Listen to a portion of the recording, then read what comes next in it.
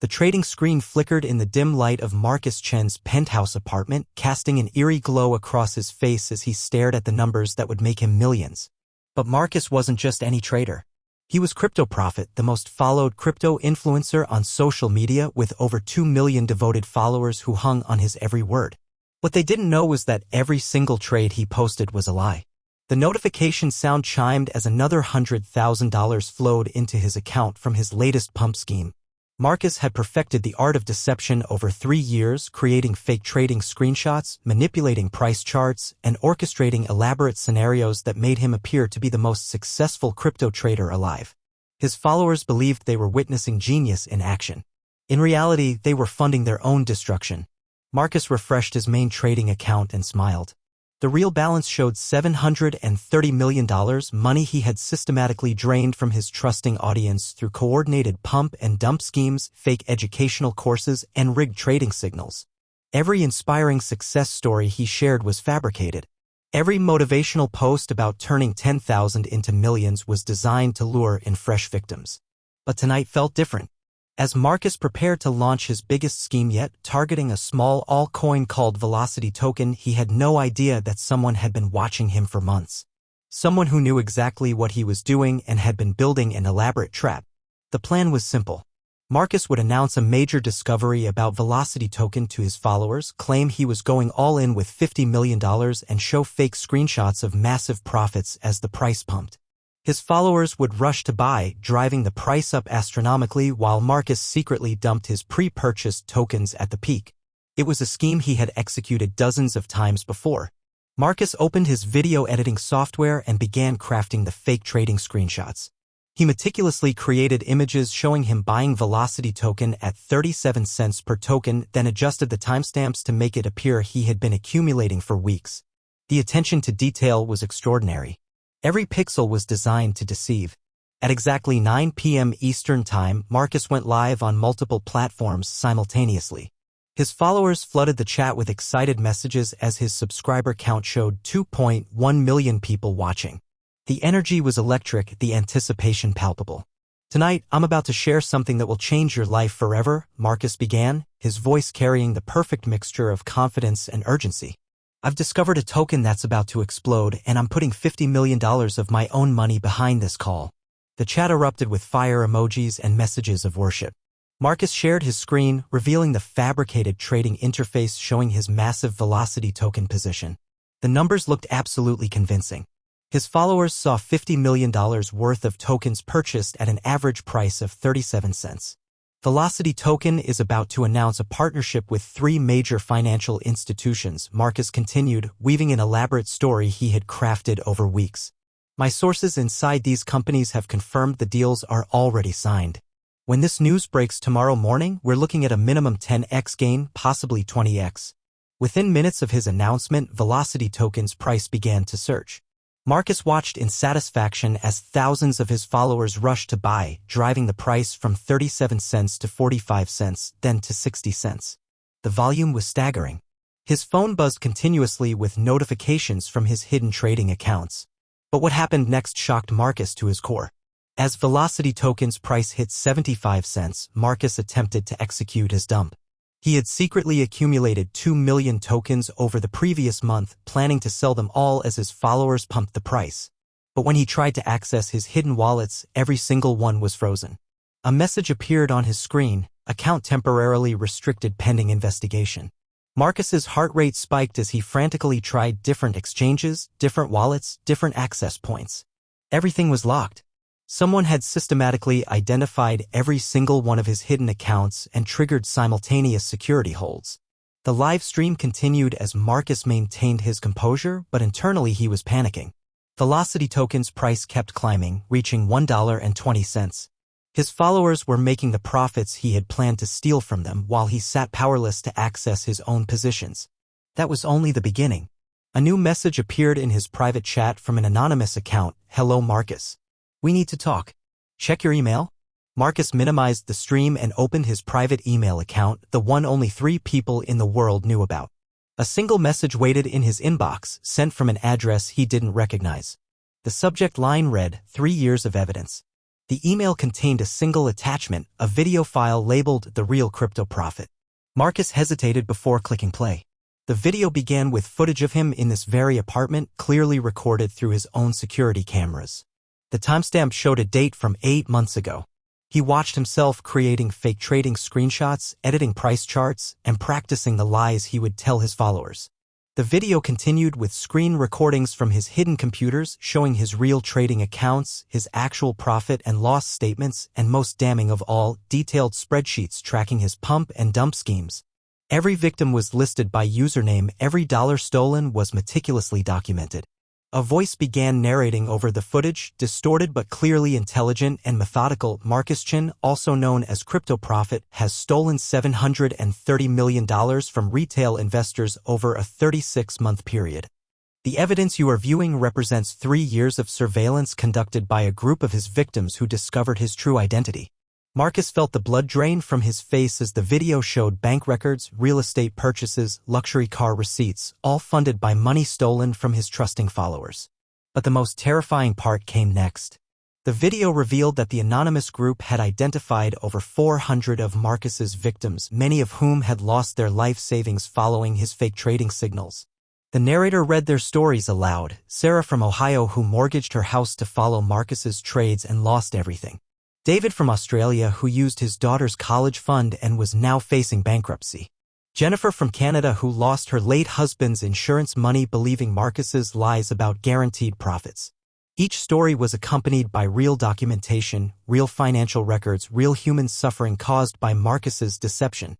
But the revelation that shattered Marcus's world came in the final moments of the video. Velocity token is not a random choice, the voice continued. It is a token created specifically for this moment, designed and launched by the very people Marcus has stolen from. Every wallet address he has used, every exchange account he has created, every hidden identity he has assumed has been under surveillance for 18 months.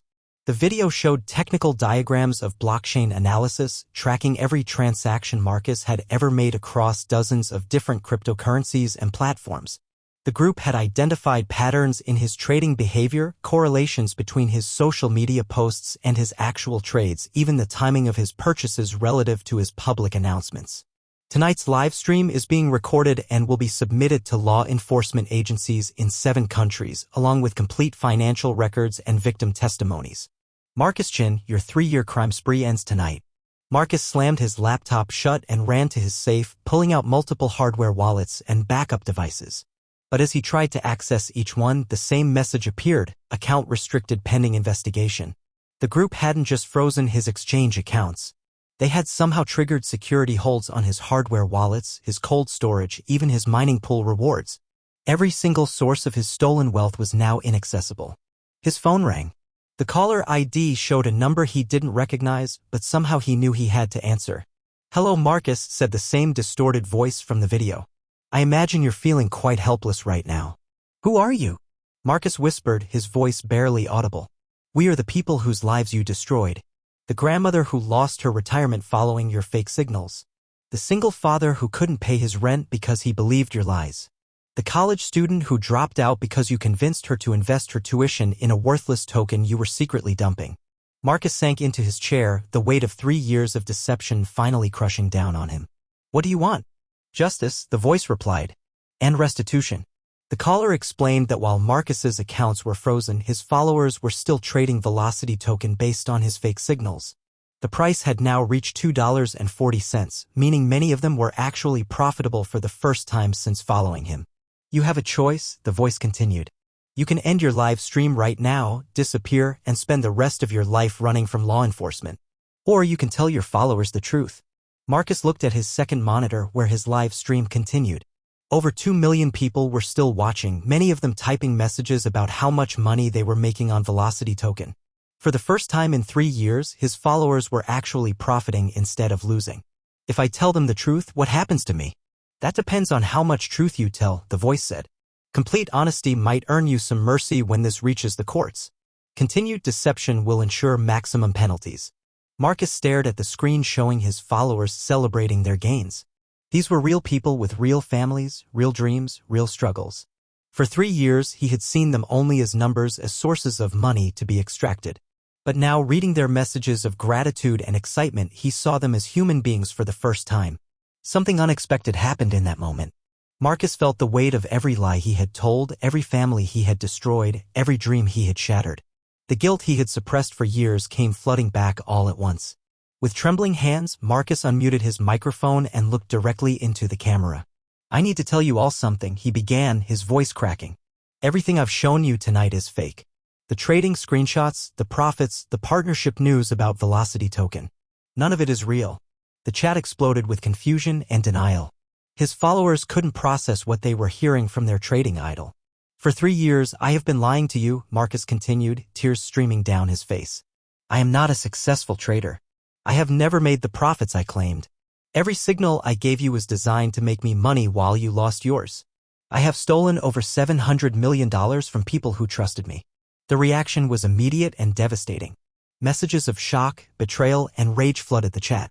Subscriber counts began plummeting in real time. But Marcus continued his confession, revealing every detail of his schemes, every technique he used to deceive, every fake story he had fabricated. "Velocity Token was created by people I stole from," Marcus admitted. "They have been watching me for months, gathering evidence, preparing for tonight.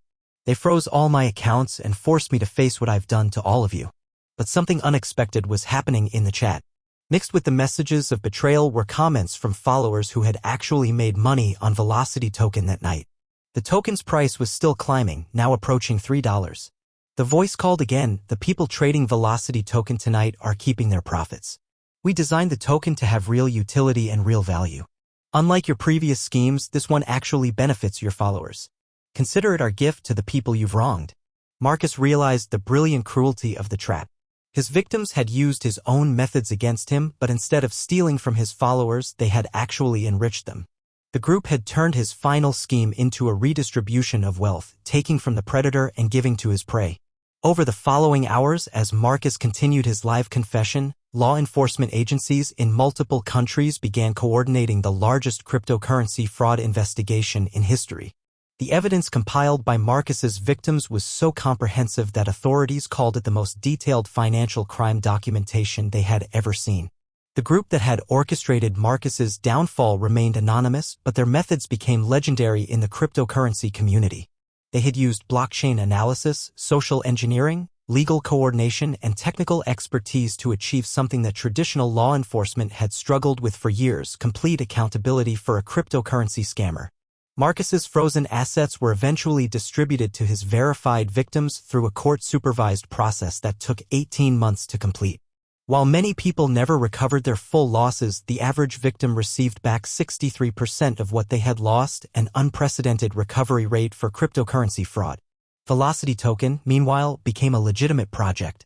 The anonymous group revealed that they had recruited real developers, established actual partnerships, and created genuine utility for the token. What began as a trap for Marcus evolved into a successful cryptocurrency with a community built around preventing fraud and protecting retail investors. Marcus himself pled guilty to multiple charges of securities fraud, wire fraud, and money laundering. During his sentencing hearing, over 200 of his victims provided impact statements. But surprisingly, many of them asked for leniency, noting that his live confession had helped them recover more money than they ever expected to see again. The judge sentenced Marcus to 12 years in federal prison, noting that while his crimes were extensive, his cooperation and public confession had prevented additional victims and aided in the recovery process. From his prison cell, Marcus wrote letters to his victims, though most went unanswered. In one letter that was eventually published online, he wrote, "I spent 3 years seeing you as numbers on a screen, sources of money to be extracted. It took losing everything to realize you were human beings with families, dreams, and struggles just like me. I can never undo the harm I caused, but I hope my confession helped some of you recover what I stole." The case became a landmark in cryptocurrency law enforcement, demonstrating how victims could organize to achieve justice when traditional systems fell short. The anonymous group's methods were studied by law enforcement agencies worldwide and influenced new approaches to investigating digital financial crimes. 5 years after Marcus's arrest, a documentary filmmaker tracked down several members of the group that had orchestrated his downfall. They agreed to be interviewed under condition of anonymity, their voices disguised and faces obscured. "We weren't vigilantes," one member explained. We were victims who refused to accept that justice was impossible. Marcus stole from hundreds of people, and traditional law enforcement told us recovery was unlikely. So we decided to handle it ourselves. Another member added, the blockchain records everything. Every transaction, every wallet, every movement of funds. We just had to be patient and methodical in tracking it all down.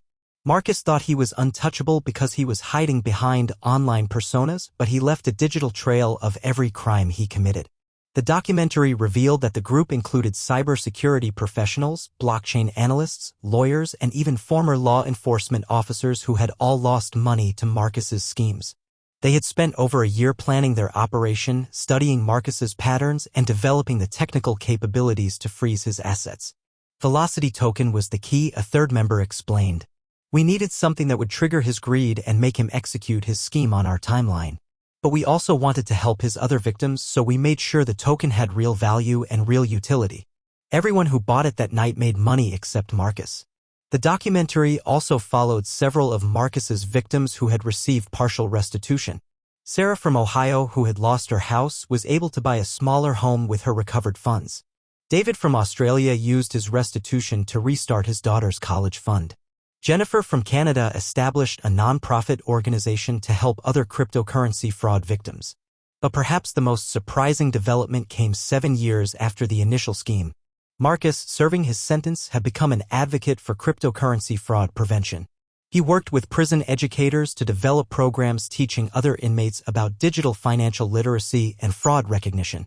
In a recorded interview from prison, Marcus reflected on his transformation. I spent years believing that intelligence and technical skill justified taking advantage of people.